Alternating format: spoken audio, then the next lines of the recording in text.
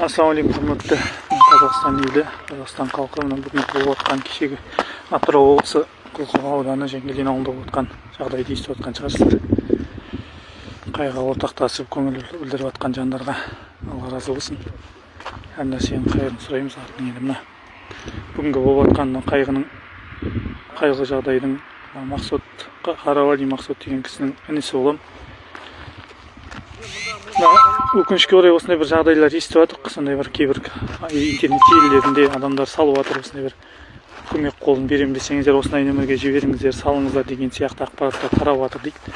Ол ақпараттың жалған екендігін айту мақсатында, ескерту мақсатында сіздерге арнайы үндеу жолдап жатыр. Осылай ондай ақпараттарға сенбеулеріңізді сұраймыз.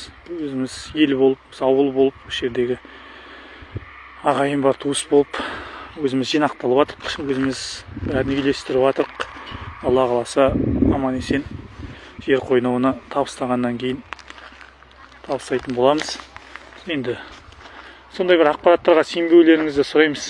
Ешқандай ақша интернет желісі арқылы жиналып жатқан жоқ. Ол ақпараттар жалған. Сондай ақпараттарға алданып қалмауларыңызды, сеніп қалмауларыңызды сұраймыз.